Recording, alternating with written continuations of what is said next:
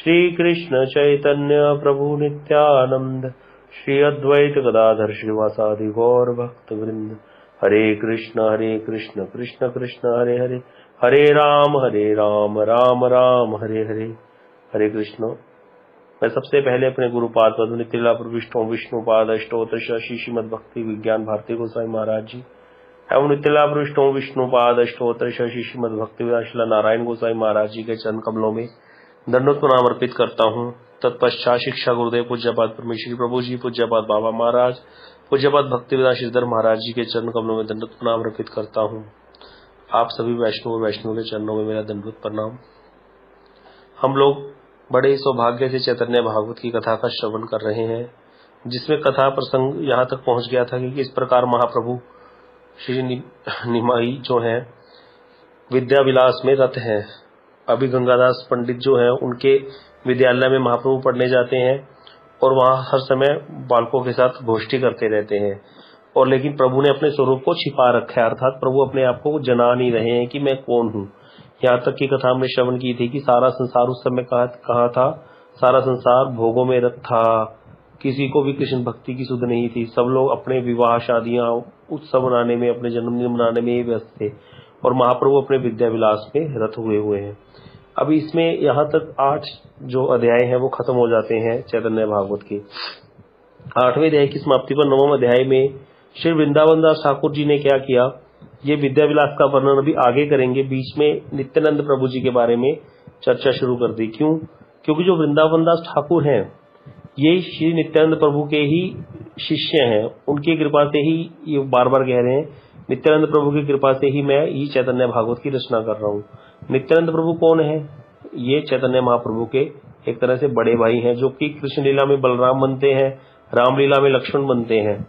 वही नित्यानंद प्रभु हैं, बलदेव जी के अभिन्न स्वरूप वही नित्यानंद प्रभु। इनकी कृपा से ही महाप्रभु को पाया जा सकता है, उनको समझा जा सकता है महाप्रभु का तत्व।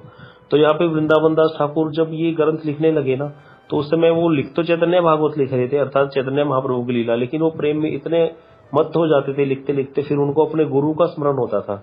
ये बहुत ही स्वाभाविक बात है। अगर कोई व्यक्ति भक्ति का आनंद लेता है, भक्ति में जब उसको आनंद उसका बढ़ता है, तो जिस व्यक्ति के द्वारा, जिस किसी महापुरुष या किसी प्रभु के अवतार द्वारा उसको वो भक्ति प्राप्त हुई है, तो स्वाभाविक रूप से उनकी तरफ जो है आकर्षण बढ़ जाएगा और उनका हृदय गल जाएगा। तो यहाँ पे वृंदावन दास ठाकुर इसीलिए बीच बीच में चैतन्य भागवत में जब कथा वर्णन कर रहे हैं महाप्रभु की, तो कई बार ऐसा होगा कि बीच में एकदम से वो नित्यानंद प्रभु के बारे में लिखने लग गए। इसीलिए ये ग्रंथ बहुत बड़ा बढ़ गया था। इसीलिए वो महाप्रभु की जो अंत्य लीला है, लास्ट के वर्षों की लीला, जो महाप्रभु की 48 वर्ष की लीला में लास्ट के जो 16 वर्षों की लीला है, वो अच्छे से नहीं लिख पाए, उसको बहुत संक्षेप में लिखा, क्योंकि नहीं तो ग्रंथ बहुत ज्यादा बढ़ जाता फिर। क्योंकि बीच बीच में जब महाप्रभु की लीला वर्णन करते करते नित्यानंद प्रभु की लीला वर्णन करने लग जाते थे। इसीलिए इस ग्रंथ को फिर बाद में पूरा किसने किया? श्री कृष्णदास कविराज गोस्वामी जी ने। उन्होंने एक अलग ग्रंथ लिखा, रचना किया, जिसका नाम है श्री चैतन्य चरितामृत। उसमें उन्होंने महाप्रभु की अंत्य लीला का वर्णन ज्यादा सुष्ठु रूप से किया है, और साथ ही साथ तत्व वर्णन ज्यादा किया है महाप्रभु का, भगवान का तत्व का वर्णन, शक्ति तत्व क्या है, भगवत तत्व क्या है, नित्यानंद तत्व क्या है, एक एक तत्व पर एक एक चैप्टर दिया है पूरा। इसीलिए ये दोनों ग्रंथ मिला के ही पूरी चैतन्य महाप्रभु की कथा समझ में आती है, चैतन्य भागवतम और चैतन्य चरितामृत। तो हम लोग अभी चैतन्य भागवत की कथा श्रवण कर रहे हैं, तो इसमें से जो पार्ट बाकी रह जाएगा पीछे की लीला का महाप्रभु की, वो हम चैतन्य चरितामृत से ही पूरा करेंगे। और जो बीच में फिर लास्ट में तत्व छूट जाएगा, वो जितना हम बीच में थोड़ा थोड़ा कोशिश करेंगे, तत्व जितना डालेंगे, लेकिन फिर अलग से भी तत्वों की चर्चा हम कर सकते हैं। तो इसीलिए ये ग्रंथ इसीलिए बहुत ही अच्छा है और बहुत ही ज्यादा भक्ति प्रदान करने वाला है, क्योंकि जिस क्रम से इसको लिखा गया है उसी क्रम से इसको पाठ करना अच्छा रहेगा। अगर हम चाहें तो इन चैप्टर्स को छोड़ के, नित्यानंद प्रभु की महिमा के चैप्टर्स को छोड़ के बीच में आगे दोबारा महाप्रभु के विद्या विलास का वर्णन सुन सकते हैं, पढ़ सकते हैं, लेकिन वो फिर जो ग्रंथकार है उनका जो दिव्य भाव है उनमें हमारा प्रवेश नहीं हो सकता, क्योंकि ग्रंथकार जो है वो बहुत ही भाव में लिख रहे हैं इस ग्रंथ को। तो उसको भी हमें थोड़ा समझना चाहिए, किस प्रकार से ग्रंथ लिखते लिखते एकदम से वो नित्यानंद प्रभु की लीला वर्णन करने लगे। तो इससे पता चलता है कि ग्रंथकार जो है, जो वृंदावन दास ठाकुर है, उनका कितना प्रेम है अपने गुरुदेव के प्रति, नित्यानंद प्रभु के प्रति। यही कथा हुई है। जैसे श्रीमद भागवतम ग्रंथ क्यों इतना मान्य है, श्रीमद भागवतम ग्रंथ भी जब सुखदेव गोस्वामी वर्णन कर रहे हैं किनको, परीक्षित जी महाराज जी को, तो वहां पे कई लीलाओं का जो है आगे पीछे है। कुछ लीलाएं जैसे गोवर्धन धारण लीला है भगवान की, वो उन्होंने पहले वर्णन कर दी। उसके पहले जो लीलाएं हुई थी बीच में, वो बाद में वर्णन करी सुखदेव गोस्वामी ने। वो क्रम भंग कैसे हुआ? क्योंकि वो आवेश में आ जाते थे। जब भगवान की मधुर लीलाओं के आवेश में आ जाते तो सारी मधुर लीलाएं एक साथ वर्णन कर दी सुखदेव गोस्वामी ने। भागवत में ऐसा है। इसको फिर जीव गोस्वामी जी ने एक और ग्रंथ है उसमें अच्छे से बताया है कि लीला क्रम क्या था एक्चुअल में। भागवत में क्रम भंग है, लेकिन फिर भी सभी संतजन उसका ऐसे ही पाठ करते हैं आनंद के लिए। तो इसीलिए यहाँ पे भी ऐसे ही है। अभी नित्यानंद प्रभु की महिमा आ गई तो यहाँ पे बता रहे हैं कि चैतन्य महाप्रभु की आज्ञा से श्री अनंत देव अर्थात बलदेव प्रभु, इन्होंने पहले ही राढ़ देश, ये इसको एक चक्रा नगरी है, ये नवद्वीप से पास ही पड़ता है, 100-150 किलोमीटर के एरिया में आता है। वहां पे लीला करने के लिए पहले ही अवतीर्ण हो चुके थे, इनसे पहले, चैतन्य महाप्रभु से पहले। नित्यानंद प्रभु के पिताजी का नाम था श्री हड़ाई पंडित और माताजी का नाम था श्री पद्मावती देवी। श्री हड़ाई पंडित और पद्मावती देवी की जय हो। अब बता रहे हैं कि ये जो नित्यानंद प्रभु हैं, जितने भी गौड़िया भक्त हैं, जितने भी गौड़िया गण हैं, उन सबके अधीश्वर हैं, अर्थात उनके ईश्वर है नित्यानंद प्रभु। और वो किस गांव में विराजित है?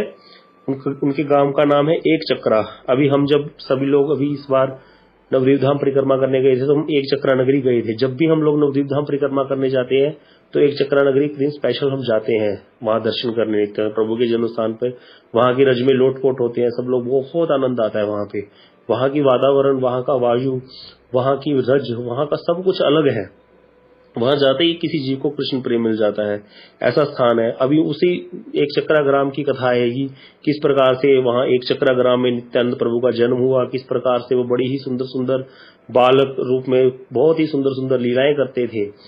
जितना भी, जैसे अभी अगर हम कृष्ण लीला लें, अगर राम लीला लें, तो रामलीला में भी लक्ष्मण जी का इतना वर्णन ज्यादा नहीं मिलता। हाँ, इतना राम जी की सेवा के लिए वर्णन मिलता है बहुत, और कृष्ण लीला में भी बलदेव प्रभु का अलग से कुछ ज्यादा वर्णन नहीं मिलता। लेकिन महाप्रभु की लीला में नित्यानंद प्रभु का बहुत वर्णन मिलेगा, क्योंकि इनका बहुत बहुत कृपा है कि इनको अक्रोध बोला गया है नित्यानंद प्रभु को, कि बलदेव प्रभु को भी क्रोध आता है, लक्ष्मण जी को भी क्रोध आता है, लेकिन नित्यानंद प्रभु ने कभी किसी पर क्रोध नहीं किया।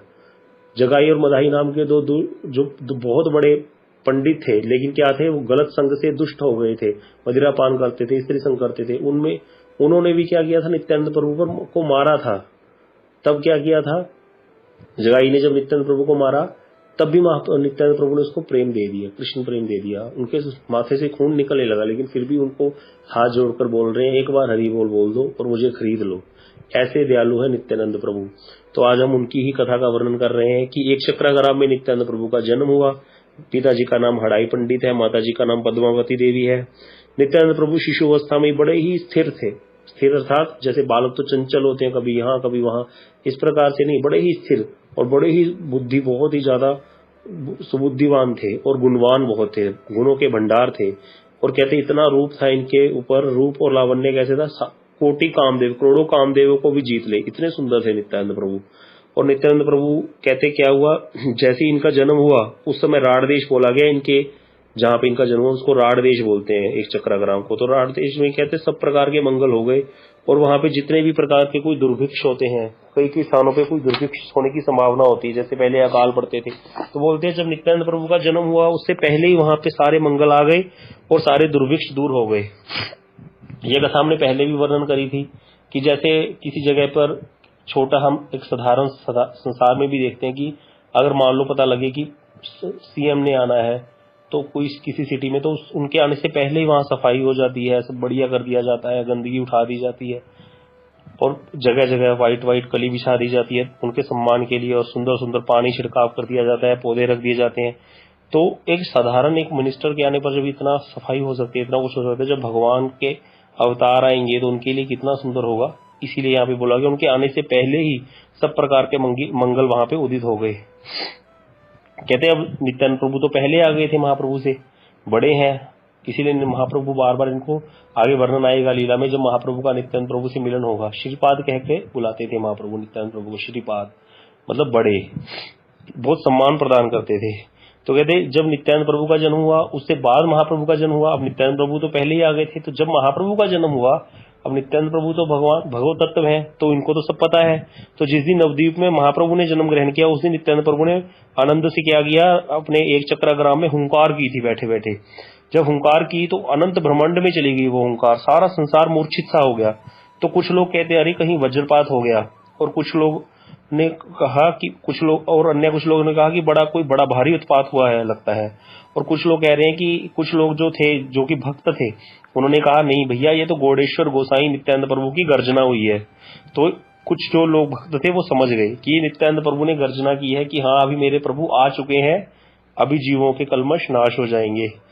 तो सब प्रकार के लोग सब प्रकार की बातें कह रहे थे, लेकिन विष्णु माया के कारण, भगवान की योग माया जो है वो जीवों के स्वभाव को आच्छादित करके रखती है, तो उसके कारण कोई भी नित्यानंद प्रभु को पहचान नहीं पाया उनके ही देश में जहाँ पे वो रह रहे हैं, एक चक्राग्राम में।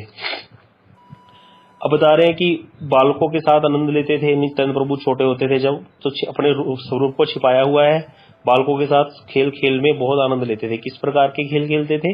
कृष्ण लीला, राम लीला, वामन अवतार की लीला, भगवान के जितने भी अवतार हो चुके हैं उन सब अवतारों की लीलाओं का अनुकरण करते थे बालकों के साथ, क्रीड़ा खेल खेल में वैसी ही लीलाएं करते थे। कृष्ण लीला के बिना उनको कुछ भी स्फूर्त होता ही नहीं था। और फिर क्या करते थे, सब बालकों को साथ में लेकर क्या करते थे, देव सभा बना लेते। क्या करते, एक दिन जैसे एक अलग अलग लीलाओं का यहाँ पे वर्णन आएगा, यहाँ पे भी सारी कृष्ण लीला का भी वर्णन आएगा, राम लीला का वर्णन आएगा, वामन लीला का वर्णन आएगा, तो अलग अलग लीलाओं का वर्णन अभी हम सुनेंगे।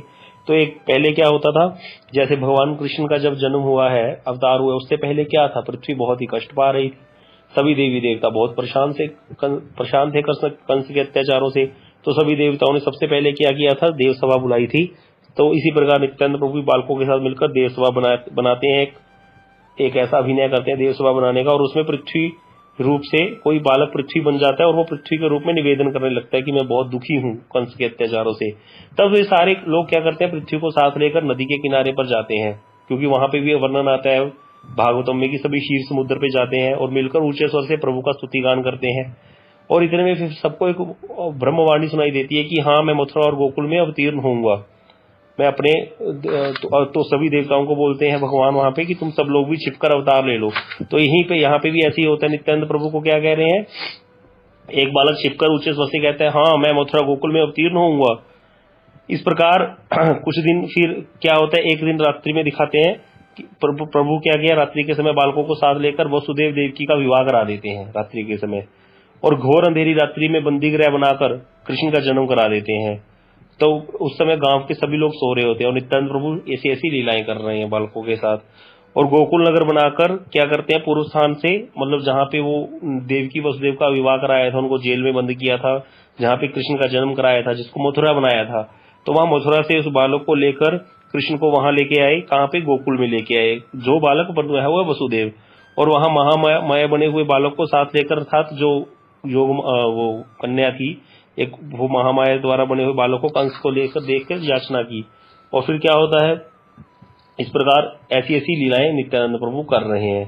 किसी बालक को पूतना बना देते हैं और फिर कृष्ण बना शिशु बालक उसकी छाती पर चढ़कर स्तनपान करने लगता है। किसी दिन क्या करते हैं, बालकों को साथ लेकर क्या करते हैं, सरकंडे के द्वारा शकट की रचना करते हैं और फिर उसको तोड़कर फेंक देते हैं। शक्टासुर का वध किया था ना प्रभु ने, तो वो शकट भंजन लीला भी नित्यानंद प्रभु अनुकरण कर रहे हैं बालकों के साथ। और जितने भी बालकों के घर थे वहां पे, जितने भी ग्वाल बाल रहते थे, एक चक्रा नगरी में आज भी बहुत ग्वाल रहते हैं वहां। अभी हम जाएंगे, कभी जाते हो आप लोग का सौभाग्य होता है तो वहां देखने को मिलता है, वहां के लोगों का आज भी जो काम है, जो जिससे वो अपनी आजीविका चलाते हैं, वो पशुपालन और कृषि ही है। बहुत छोटा सा गांव है, बड़ा ही सुंदर है, वहां पे आज भी लोग कृषि और पशुपालन ही करते हैं। तो वहां ग्वालों के घर थे, तो जितने भी ग्वाल बालक जितने भी थे वहां पे, उन सभी घरों में बालकों के साथ जा जाकर नित्यानंद प्रभु क्या करते थे, चोरी करते थे, जैसे कृष्ण ने चोरी की थी। तो इस प्रकार माखन चोरी लीला, उस तरह की सारी लीलाएं करते हैं। नित्यानंद प्रभु को छोड़कर बालक कभी भी अपने घर नहीं जाते थे, रात दिन सारा दिन उनके साथ ही रहते थे सब लोग। और जितने भी बच्चों के जो माता पिता थे, वो माता पिता भी कुछ नहीं कहते थे अपने बच्चों को कि तुम लोग सारा दिन इस प्रकार के उत्पात करते रहते हो, अपितु सब स्नेह के साथ नित्यानंद प्रभु को अपनी गोद में उठा लेते थे। और सभी लोग कहते थे आपस में बैठे, हमने ऐसे दिव्य खेल कभी नहीं देखे आज तक। इस बालक ने कृष्ण की इतनी लीलाएं कैसे जान ली, क्योंकि थोड़ी लीलाएं तो सबको पता थी, लेकिन सब लोग हैरान हो जाते थे कि ये छोटे छोटे बच्चों को ये ऐसी ऐसी लीलाएं करवाते हैं नित्यानंद प्रभु। तो नित्यानंद प्रभु के बारे में सब लोग इतने हैरान होते थे कि इनको ऐसी लीलाएं कैसे पता है, कृष्ण की इतनी लीलाएं। किसी दिन क्या किया नित्यानंद प्रभु ने, एक दिन पत्तों से कालिया नाग बनाया और सब बालकों को सहित लेकर उसको जल में ले गए नाग को, और वहां जाकर एक बालक जो है कोई जल में कूदने से अचेतन हो गया। तो बाद में प्रभु ने स्वयं जाकर उस बालक को चेतन किया। तो यह लीला ऐसी ही हुई थी कि जब कृष्ण लीला के समय क्या हुआ था, एक दिन बलराम जी को, उस दिन बलराम जी साथ में नहीं गए थे, क्योंकि जब भगवान की लीला होती है उसमें 12 जो एक साल में अगर 12 महीने होते हैं तो 12 महीनों में हर महीने में एक दिन नक्षत्र का होता है, जिस दिन जन्म नक्षत्र बोलते हैं। जिस नक्षत्र में हमारा जन्म होता है वो हर व्यक्ति का होता है, जिस नक्षत्र में उसका जन्म हुआ है हर महीने में उसका उस नक्षत्र का दिन आएगा। तो कृष्ण भगवान और बलदेव प्रभु, कृष्ण का जन्म रोहिणी नक्षत्र में है, तो हर महीने में जिस दिन रोहिणी नक्षत्र आता था उस दिन कृष्ण भी जाते नहीं थे गोचारण के लिए। इसी प्रकार जिस दिन बलदेव प्रभु का जन्म नक्षत्र था उस दिन बलदेव प्रभु नहीं जाते थे। तो इस प्रकार से 12 दिन में 12 महीनों में 12 दिन के लिए बलदेव प्रभु और कृष्ण दोनों नहीं जाते थे। और जिस दिन एक्चुअल में कृष्ण भगवान का जन्मदिन है अर्थात कृष्ण जन्माष्टमी को, उस दिन बलदेव प्रभु भी नहीं जाते थे, क्योंकि उस दिन बड़ा उत्सव मनाया जाता था। इसी प्रकार जिस दिन बलदेव छठ होती है उस दिन कृष्ण नहीं जाते थे। इस प्रकार से टोटल 14 दिन तक जो है दोनों कृष्ण और बलराम गोचारण के लिए नहीं जाते थे। तो जिस दिन ऐसे एक दिन क्या हुआ था, बलदेव जी का भी जन्म नक्षत्र था। ये कथा विष्णु चक्रवर्ती पाद जी ने बताई है कि क्यों उस दिन बलदेव प्रभु नहीं थे साथ में। एक कृष्ण लीला की बात चल रही है अभी, तो वहां पे बलदेव प्रभु नहीं थे, तो कृष्ण भगवान एक दिन सब सखाओं को साथ लेकर यमुना जी के तीर पर गए। वहां पे क्या हुआ, बहुत ही गर्मी थी, तो गर्मी में बहुत ही सबको ताप हो गया, तो सबको प्यास लगी। तो प्यास से पीड़ित होकर सभी लोग गायों और गोपाल जितने भी बालक थे वो सभी लोग क्या करे, यमुना जी का जल पीने लग गए। लेकिन वहां पे यमुना जी का जल क्या था, वो विषैला था, किसी को पता नहीं है, क्योंकि वहां पे कालिया नाग उस यमुना जी के हृदय में रहता था। तो सभी लोग वहां पे जो गाय और बछड़े जिन्होंने भी जल पिया और बालकों ने जिन्होंने जल पिया वो सभी प्राण विहीन होकर जल के समीप ही गिर गए। तो भगवान ने क्या किया, ऐसी अवस्था देखकर उनको अपनी दृष्टि के द्वारा, भगवान की दृष्टि को बोला गया अमृत वर्षनी दृष्टि। भगवान की दृष्टि कैसी है, अमृत की वर्षा करती है। तो भगवान ने अपनी अमृत वर्षनी दृष्टि द्वारा सभी को पुनर्जीवित कर दिया। उन लोगों को कभी याद भी नहीं था कि हमने इस प्रकार से यहाँ यमुना जी का शैला जल पिया और हम लोग ऐसे अचेतन हो गए थे। तो जैसे ये लीला हुई थी, बाद में कालिया का दमन किया कृष्ण ने, वो एक अलग लीला है। पहले ऐसी लीला भी हुई है, ये वर्णन आता है भागवतम में। इसी प्रकार की नित्यानंद प्रभु ने लीला की कि जब वहां पे लेके गए हैं कालिया नाग को बना के, उसको जल में लेके गए, तो एक बालक जल में कूदने से अचेतन हो गया। तो नित्यानंद प्रभु ने कृष्ण आवेश में उस बालक को चेतन कर दिया स्वयं ही। एक दिन क्या किया लीला, तालवन में जब धेनुकासुर का वध हुआ है, तो ये धेनुकासुर वध लीला भागवत में आती है तालवन की।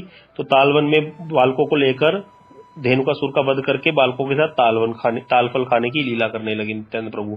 यह लीला भी ऐसी थी कि एक ताल का वन था बहुत बड़ा, जिसकी रक्षा कंस के अनुचर करते थे, कंस के द्वारा वो रक्षित था। तो वहां पे बड़े ही सुंदर सुंदर ताल के पेड़ लगे हुए थे। ताल का फल बड़ा ही मीठा होता है, उसका जो फल होता है उतनी सुगंध होती है उसकी। हमने देखा हुआ है जब हम गए थे बंगाल में, तो वो फल पक जाता है जब उसकी खुशबू दूर तक फैलती है। पहले वृंदावन में बहुत बड़ा तालवन था, मथुरा की तरफ जाते हैं जब, आज भी है तालवन तो, लेकिन वहां पे ताल के वृक्ष अभी एक ही है, उस पे भी फल नहीं लगते। पहले बहुत बड़ा तालवन था यहाँ पे। तो वो तालफल की जब खुशबू आती है बालकों को, तो सभी बालक, कृष्ण लीला में वर्णन आता है कि सभी बालक कृष्ण को कहते हैं हमें तो ताल के फल खाने की बड़ी इच्छा हो रही है, हमारा मन लुभा रहा है, कृष्ण तुम सब कुछ कर सकते हो, हमें ये ताल फल खाने को दो। तो कृष्ण सबको लेके उस बाग बगीचे में कूद जाते हैं और वहां पे ताल फल खाने लगते हैं।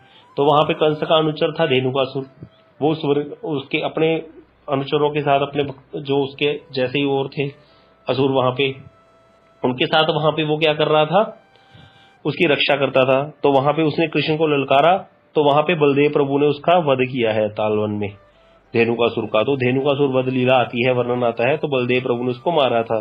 क्योंकि धेनुकासुर किसका प्रतीक है, धेनुक होता है गधा, गधा जो होता है ये अज्ञान का प्रतीक है। तो अज्ञान को नाश करने वाले बलदेव प्रभु अर्थात नित्यानंद प्रभु है, जो अज्ञान का नाश करते हैं। अज्ञान अर्थात अविद्या, कृष्ण को भूलना ही अविद्या है। तो वो कृष्ण को भूलने की अविद्या जो है, इसको मारकर विद्या दे देते हैं, अर्थात हर समय व्यक्ति कृष्ण को याद रखता है। तो नित्यानंद प्रभु की कृपा से हर व्यक्ति जो है भजन कर सकता है और भगवान का जन बन सकता है। इस प्रकार नित्यानंद प्रभु बालकों के साथ गोष्ठ में जाकर क्या क्या लीला करते थे। कभी किसी को बकासुर बना देते, किसी को अघासुर बना देते और किसी को वत्सासुर बनाकर उसके वध की लीलाएं करते, ऐसी लीलाएं करते थे। तो ये सारी लीलाएं भागवत में वर्णन है कि कैसे कैसे लीला होती थी।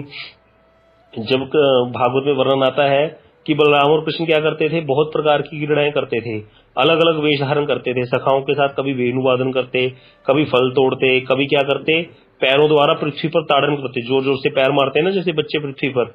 और कभी क्या करते, जो गांव को पालन करने वाले होते हैं उनके शरीर वैसे शरीर धारण करके कंबल द्वारा गो और बैल का रूप बनाकर क्या करते, गाय और बैल जैसा शब्द करते और साथ साथ उनका युद्ध भी करते। जैसे गाय बैल आपस में सींग लड़ा के युद्ध करते हैं, ऐसे कृष्ण और बलराम भी सखाओं के साथ क्या बन जाते, कंबल ओढ़कर गाय और बैल बनने का अभिनय करते और सींग लड़ा लड़ाकर वैसा अनुकरण करते जंतु बन के, और ऐसा युद्ध करते थे। ये वर्णन आता है श्रीमद् भागवतम में कृष्ण भगवान की लीलाओं का। और फिर बकासुर वध की लीला आती है कि एक कंस का सखा था बकासुर, वो आया तो उसको क्या किया भगवान ने, उसका वध हुआ है खायरा गांव में।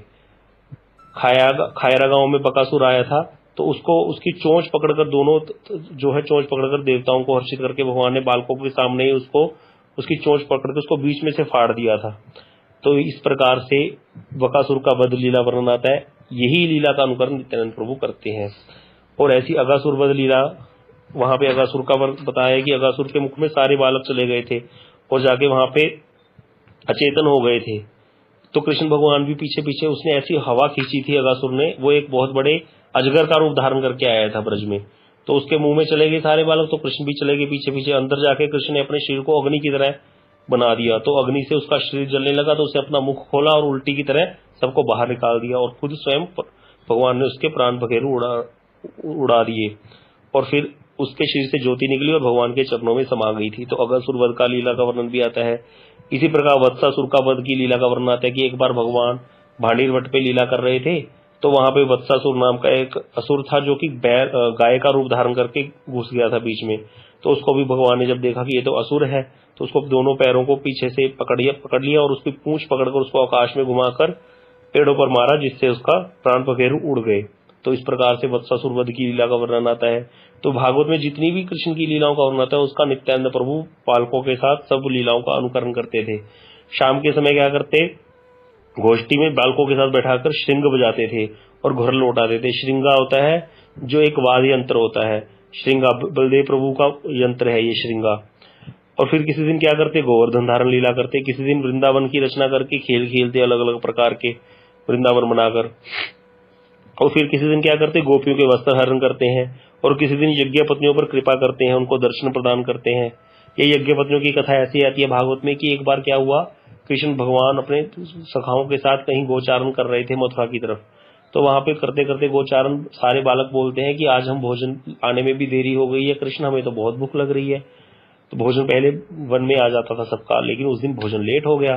तो वहां पे कृष्ण सो बोलते हैं, यहाँ पे पास में ही जो कुछ शांडिल्य गोत्री ब्राह्मण जो है वो क्या कर रहे हैं, यज्ञ कर रहे हैं, तुम जाकर उनसे अन्न ले लो, उनके पास खाने को कुछ ना कुछ होगा, वो कंस के लिए यज्ञ करते हैं, आप जाके उनसे ले लो। जब बालकों ने उन ब्राह्मणों से मांगा जाके कुछ, तो उन लोगों ने उनका उपहास कर दिया, बोले तुम लोग ग्वाले हो, इस प्रकार से उनको बहुत ही अपशब्द कहे और इस प्रकार कुछ भी खाने को दिया नहीं। फिर वो वापिस आ गए और कृष्ण को बोलते हैं हम लोग तो ऐसे ही आ गए, उन्होंने ऐसे ऐसे बोला। तो भगवान कृष्ण बोलते हैं उस समय कि तुम जाओ उनकी पत्नियों के पास, वो मेरी भक्त हैं, वो तुम्हें कुछ ना कुछ अवश्य देंगी। जब वहां पे जाके वो बालक यज्ञ पत्नियों के पास जाके याचना करते हैं भोजन की, तो वो यज्ञ पत्नियां यज्ञ में आहुति डालने के लिए सारा कुछ तैयार कर रही थी, खीर पूड़ी नाना प्रकार के व्यंजन, तो वो सारा कुछ यज्ञ में ना ले जाकर भगवान कृष्ण के सामने प्रस्तुत कर दिया उन्होंने और सारे बालकों को भोजन कराया। यद्यपि उनके जो पति थे उन्होंने उनको रोका, तो उन्होंने अपने पतियों की भी वंचना कर दी और यज्ञ पत्नियों ने क्या किया, भगवान को सारा भोग लगा दिया। तो भगवान ने यज्ञ पत्नियों पर कृपा की थी वहां पे। तो बड़ा ही सुंदर वर्णन आता है, जब यज्ञ पत्नियों पर कृपा की तो वहां पे वो ब्राह्मण जो थे, याज्ञिक ब्राह्मण, वो सब लोग हतप्रभ हो गई है देखकर कि इन लोगों का तो कोई आचार विचार नहीं है, क्योंकि स्त्री होने के कारण इन लोगों को तो जनेऊ संस्कार भी नहीं हुआ, इन लोगों का तो कोई स्वस्ति वाचन भी नहीं हुआ, और ये लोग फिर भी क्या कर रहे हैं, इन्होंने अपने ऐसी बुद्धि के द्वारा भगवान को प्राप्त कर लिया, उनके प्रेम को प्राप्त कर लिया, और हम लोग इतने बड़े पंडित होकर, इतने ज्ञानी होकर भी वंचित हो गए। तो वहां पे यज्ञ पत्नियों पर कृपा का बड़ा सुंदर वर्णन आता है। ये यज्ञ पत्नियों की कृपा का स्थान आज भी है वृंदावन से। जब मथुरा जाते हैं तो रास्ते में ही वृंदावन में ही पड़ता है, वृंदावन और में जैसे निकलते हैं थोड़ा बाहर, तो वहां पे अक्रूर घाट आता है एक स्थान। अक्रूर घाट के पास ही एक गांव आता है भात रोड, बिल्कुल सामने ही है, वहां से पैदल चल के जाया जा सकता है। वहां पे यज्ञ पत्नियों पर कृपा करने का स्थान है, जहाँ पर भगवान ने यज्ञ पत्नियों से भोजन ग्रहण किया था। तो नित्यानंद प्रभु भी इस प्रकार यज्ञ पत्नियों पर कृपा करने का जो है दर्शन प्रदान करने का उनको लीला करते। फिर एक दिन क्या करते हैं, किसी बालक को दाढ़ी धारण करा देते, दाढ़ी बना देते हैं और नारद का वेश धारण करके उसको कंस की सभा में भेज देते हैं। एकांत में परामर्श देते हैं उसको, ऐसी लीला करते हैं। क्या परामर्श दिया था कंस को नारद जी ने परामर्श क्या दिया था कि जो देवकी का अष्टम गर्भ है वो कन्या नहीं थी, वो तो वास्तव में यशोदा की कन्या है।